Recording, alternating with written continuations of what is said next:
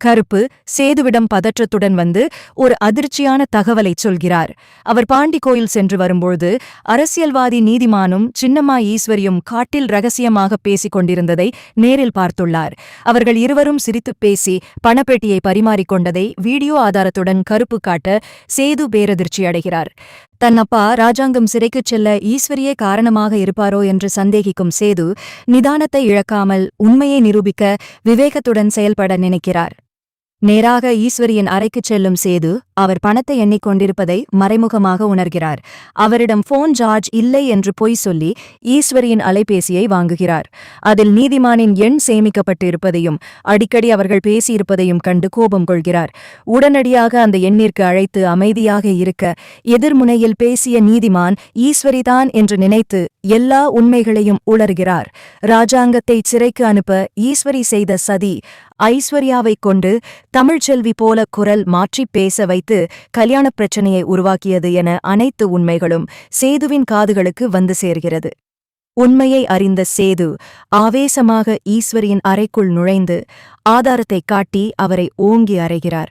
இந்த வீட்டின் துரோகியை சும்மா விடக்கூடாது என்று கூறி ஈஸ்வரியை தரதரவென இழுத்து வந்து வீட்டு வாசலில் நிறுத்துகிறார். பதறிப்போய் தடுக்க வந்த சித்ரா மற்றும் ஐஸ்வர்யாவையும் சேர்த்து தன் தந்தைக்கும் தமிழ்ச்செல்விக்கும் செய்த துரோகத்திற்காக சாட்டையால் விளாசுகிறார். ராஜாங்கம் சிறைக்குச் செல்ல ஈஸ்வரியே முழுமுதற் காரணம் என்பதை ஊர் அறிய உரக்கச் சொல்கிறார்.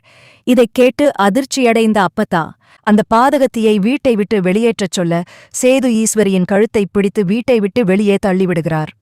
வீட்டை விட்டு வெளியே தள்ளப்பட்ட ஈஸ்வரி வாசலில் விழுந்து கதறி அழுகிறார்.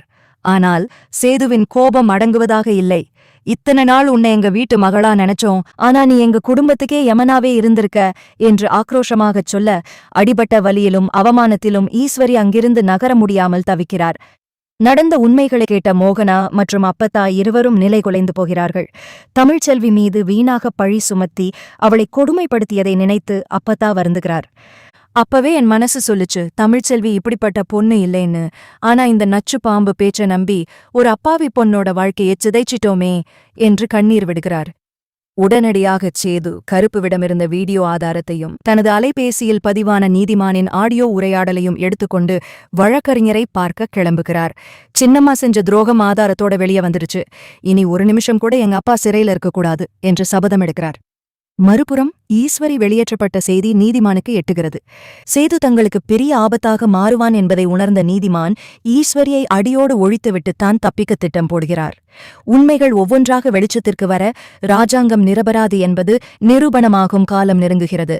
தன் கணவன் சீக்கிரம் வந்துவிடுவான் என்ற நம்பிக்கையில் தமிழ்ச்செல்வி வாசலையே பார்த்துக் கொண்டிருக்கிறாள். வழக்கறிஞரை சந்தித்த சேது தன்னிடமிருந்த ஆதாரங்களை ஒப்படைக்கிறார். அந்த வீடியோ மற்றும் ஆடியோ பதிவுகளைக் கண்ட வழக்கறிஞர், சேது, இது மிக முக்கியமான ஆதாரம். இதை வைத்து உன் அப்பாவை எளிதாக பிணையில் பெயில் எடுக்க முடியும். அதே சமயம் நீதிமானையும் ஈஸ்வரியையும் சட்டத்தின் முன் நிறுத்தலாம் என்று நம்பிக்கை அளிக்கிறார். இதற்கிடையில் வீட்டை விட்டு துரத்தப்பட்ட ஈஸ்வரி ஆதரவின்றி நீதிமானை சந்திக்கச் செல்கிறார். ஆனால் தான் சிக்கிக்கொள்வோம் என்று அஞ்சிய நீதிமான் ஈஸ்வரியை சந்திப்பதை தவிர்க்கிறார்.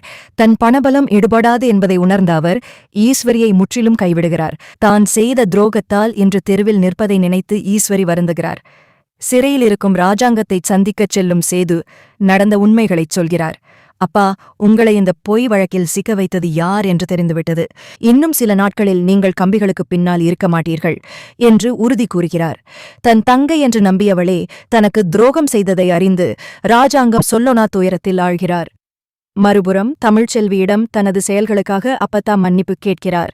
தெரியாமல் உன்னை சந்தேகப்பட்டு விட்டோம் தமிழ்ச்செல்வி, எங்களை மன்னித்துவிடு என்று உருக்கமாகச் சொல்ல தமிழ்ச்செல்வி தன் குடும்பம் மீண்டும் ஒன்று சேர்வதை எண்ணி நிம்மதியடைகிறாள். நீதி வென்று ராஜாங்கம் வீடு திரும்பும் அந்த தருணத்திற்காக முழு குடும்பமும் காத்திருக்கிறது. துரோகிகளின் முகத்திரை கிழிந்து தர்மம் நிலைநாட்டப்படும் காலம் கனிந்துவிட்டது.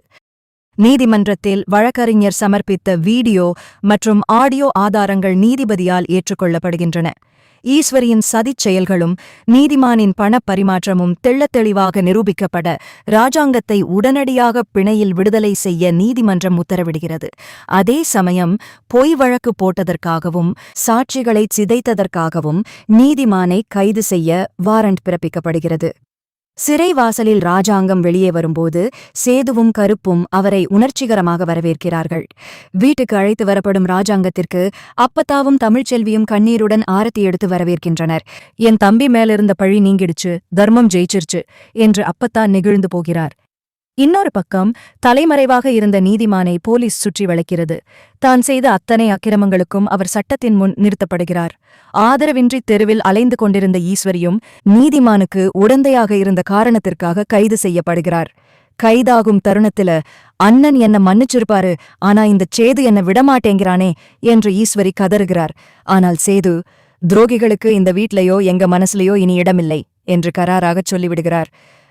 ராஜாங்கம் தமிழ்ச்செல்வியின் கையை பிடித்து, என்ன மன்னிச்சிருமா, உன் மேல வீணா பழி விழுந்தப்போ என்னால ஒன்னும் பண்ண முடியல என்று வருத்தப்பட, நீங்க வீட்டுக்கு வந்துட்டீங்களே அதுவே போதும் மாமா என்று தமிழ்ச்செல்வி பெருந்தன்மையுடன் கூறுகிறாள்.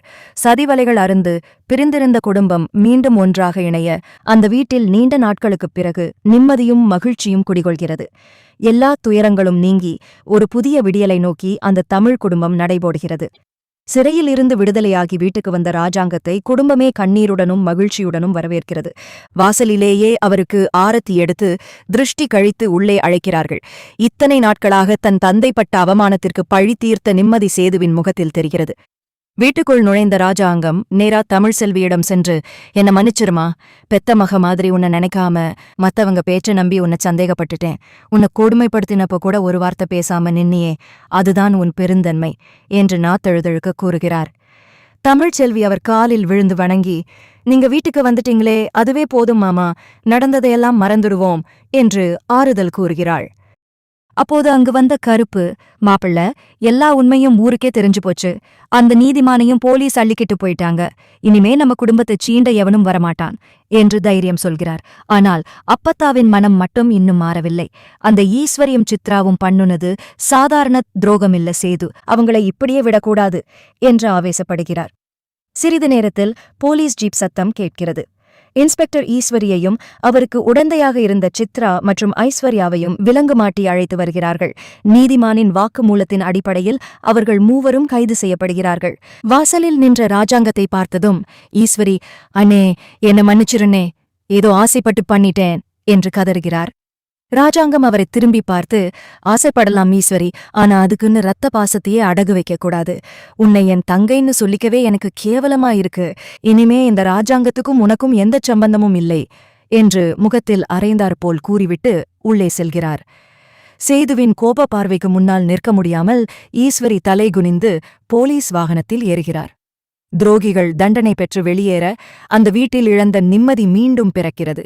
சேதுவும் தமிழ்ச்செல்வியும் ஒருவரை ஒருவர் பார்த்து புன்னகைக்க ஒரு பெரிய புயலுக்குப் பிறகு அந்த குடும்பம் மீண்டும் அமைதி பூங்காவாக மாறுகிறது. இனி வரும் காலம் தங்களுக்கு சாதகமாக அமையும் என்ற நம்பிக்கையில் அனைவரும் புது வாழ்வைத் தொடங்குகிறார்கள்.